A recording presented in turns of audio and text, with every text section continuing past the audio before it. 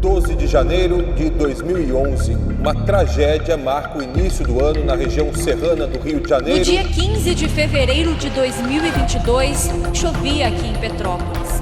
Aquele temporal marcaria para sempre a memória da cidade.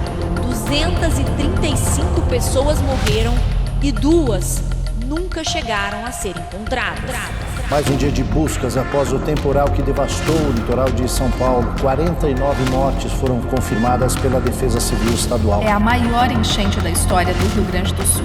Voluntários chegam todos os dias vindos de outras cidades e até de outros estados. E se juntam a centenas de outros que trabalham incessantemente na busca por pessoas ilhadas em suas casas desde o início da tragédia.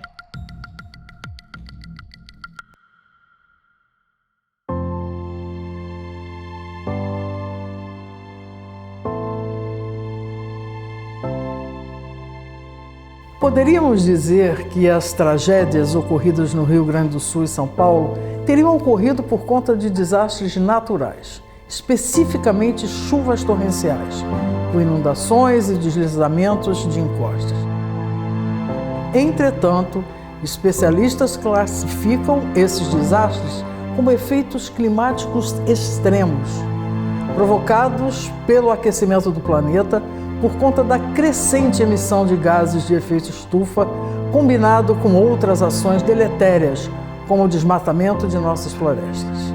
Fato é que efeitos climáticos extremos têm ocorrido nos últimos anos com frequência, reincidindo numa mesma região, por vezes em curto espaço de tempo entre uma ocorrência e outra.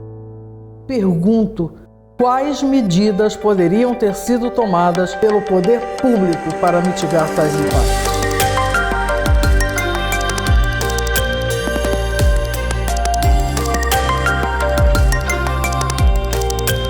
A matriz energética expressa as fontes disponíveis para atender as demandas elétrica, o transporte, a cocção, a petroquímica, a produção de fertilizantes, dentre outras demandas. Já a matriz elétrica expressa as fontes para a geração de energia elétrica, exclusivamente. Portanto, a matriz elétrica ela está contida na matriz energética. Com relação a esta matriz energética, o mundo consumiu em 2022 85% de fontes não renováveis, como o petróleo, o carvão mineral, o gás natural, incluindo a energia nuclear, e o Brasil consumiu 55%. Considerando as fontes renováveis, tais como a hidráulica, a solar, a eólica, a biomassa, enquanto o mundo consumiu apenas 15%, o consumo do Brasil alcançou 45%. Quando se trata da matriz elétrica, o mundo consumiu 72% de não renováveis e o Brasil apenas 15%. Comparando agora o uso de renováveis, o consumo no mundo foi de 28% contra 85% consumidos no Brasil. Em 2023, 91% da eletricidade gerada no Brasil deu-se a partir de fontes limpas. O Brasil consome bem mais fontes renováveis que o mundo, como mostram as matrizes energética e a elétrica. As principais vantagens de energias oriundas de fontes renováveis decorrem do fato de serem disponibilizadas pela natureza de forma inesgotável. As fontes mais utilizadas no Brasil são as fontes solar, a hidráulica, a eólica e a biomassa.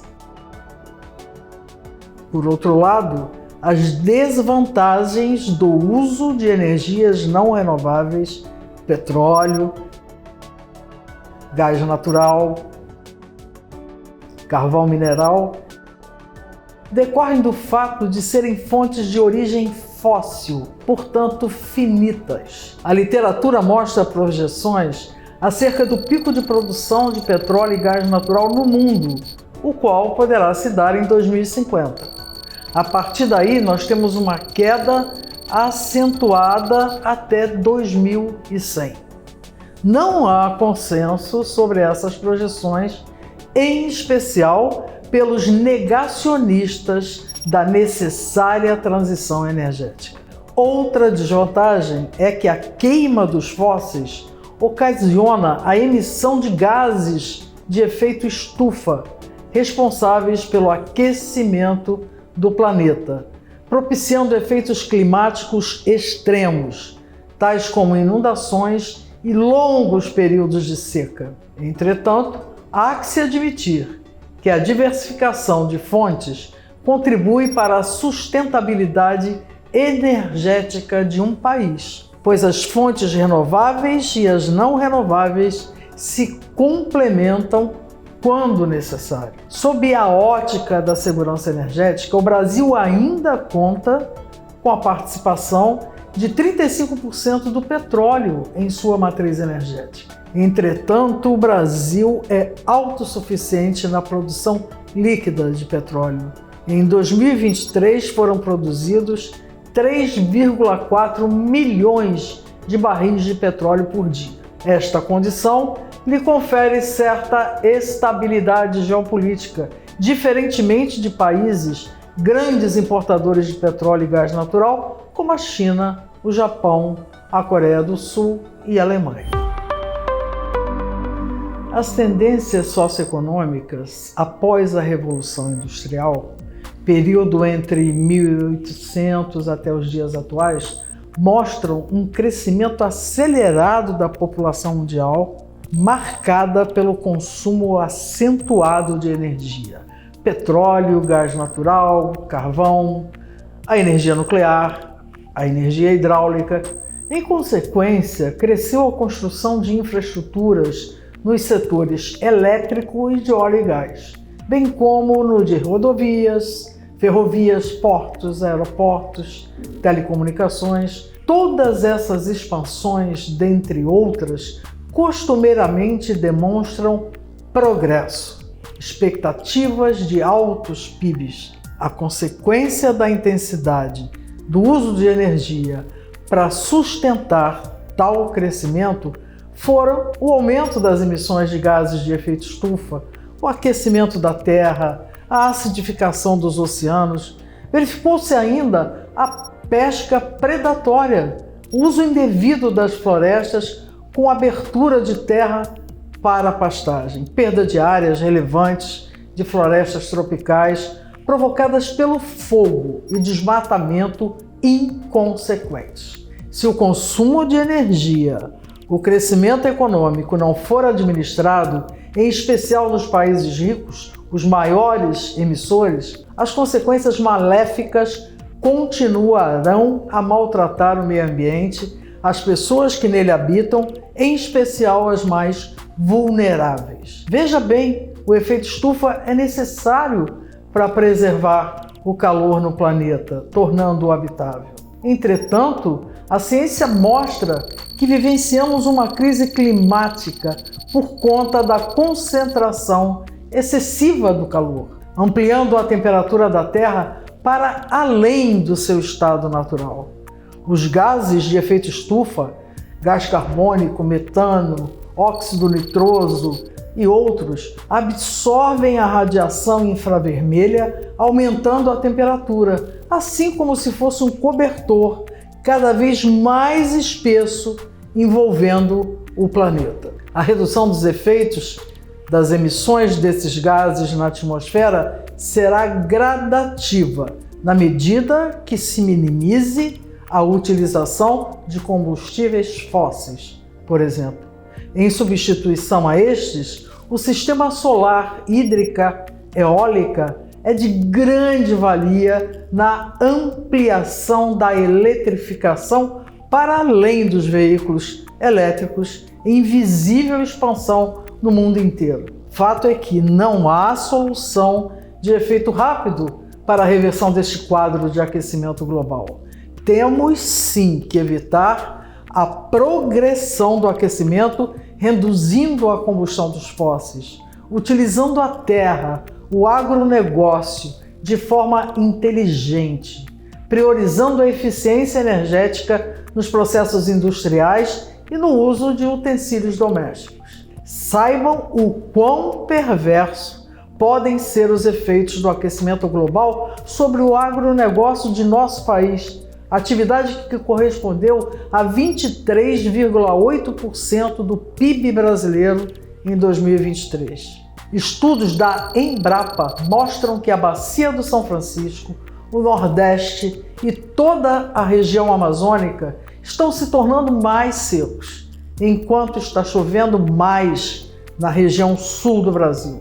Há previsões de que a parte central do país, onde hoje se concentram parte relevante do agronegócio, possa se tornar mais seca, com perda de produtividade agrícola. Para evitar o efeito deletério à economia do país, é importante interromper a escalada de aquecimento do planeta. O Brasil faz parte de extensa agenda de acordos internacionais de combate às mudanças climáticas. Eu destaco a Conferência das Nações Unidas de Estocolmo, ocorrida em 1972, quando 113 países adotaram o Plano de Ação de Estocolmo para o meio ambiente, colocando as questões ambientais na vanguarda das preocupações internacionais.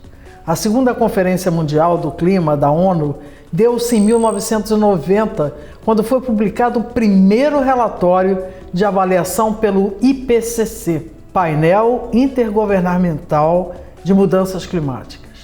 Teve como objetivo trabalhar para estabilizar as concentrações de gases de efeito estufa na atmosfera. Em 1992, foi realizada a decisiva Conferência Rio 92. Eu destaco o princípio 7 desta conferência, que definiu o que se espera de países desenvolvidos e dos países não desenvolvidos em relação à priorização das questões climáticas. Ficou decidido que países não desenvolvidos, como o Brasil, deveriam priorizar a agenda voltada para o desenvolvimento econômico e social. Em 1997, foi criado o Protocolo de Quioto, que só entrou em vigor em 2005, com a ratificação por 55 países membros, responsáveis por 55% do total das emissões em 1990. Na COP18, realizada em 2012 em Doha, no Catar, o Protocolo de Quioto foi prorrogado até 2020. No entanto, antes do findar deste prazo, Quioto foi substituído pelo Acordo de Paris em 2015. Em 2012, foi realizada a Rio+20, na qual um dos temas tratados dizia respeito aos Objetivos de Desenvolvimento Sustentável, ODS. As Nações Unidas se comprometeram a adotar esses ODS no contexto dos Objetivos de Desenvolvimento do Milênio, a partir de 2015. E assim aconteceu.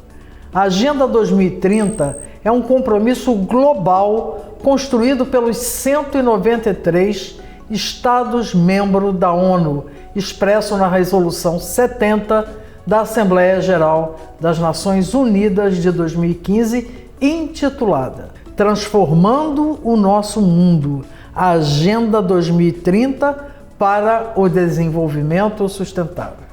A Conferência de Paris, em 2015, fortaleceu a resposta global à ameaça da mudança do clima no contexto do desenvolvimento sustentável e dos esforços de erradicação da pobreza, incluindo manter o aumento da temperatura média global bem abaixo de 2 graus Celsius em relação aos níveis pré-industriais e envidar esforços para limitar esse aumento de temperatura a 1,5 grau Celsius. As partes países desenvolvidos deverão continuar a assumir a dianteira, adotando metas de redução de emissões absolutas para o conjunto da economia. As partes, países em desenvolvimento como nós, como o Brasil,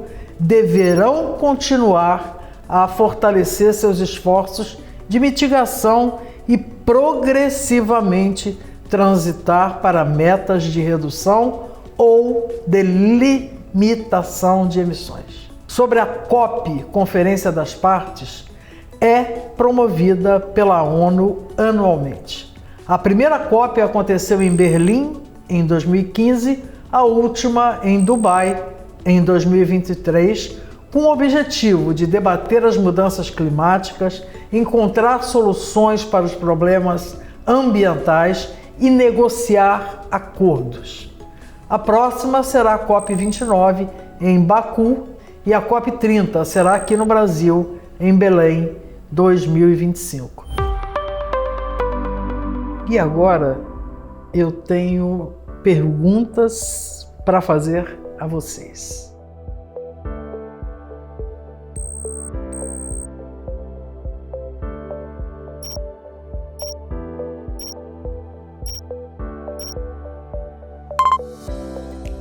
Nestas duas opções existe uma pegadinha e nós vamos ver por quê. A alternativa A está correta e a alternativa B também está correta. Vou explicar a alternativa A.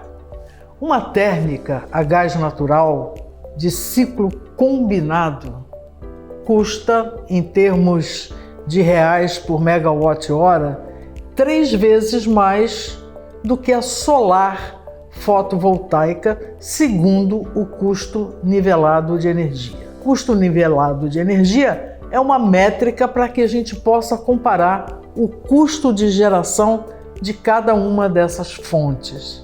A resposta B, ela trata da redução da emissão de gases poluentes. E é corretíssima. Não há emissão de gases na geração da energia solar fotovoltaica. Então, valem as duas opções, estão corretíssimas. Pergunta 2.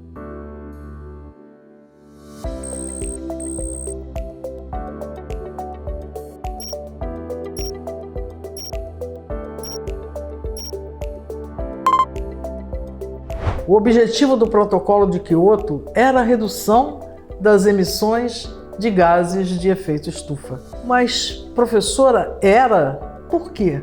Era porque esse protocolo ele foi substituído pelas decisões emanadas na Conferência de Paris em 2015. Os seus objetos são válidos. O grande objetivo é reduzir as emissões.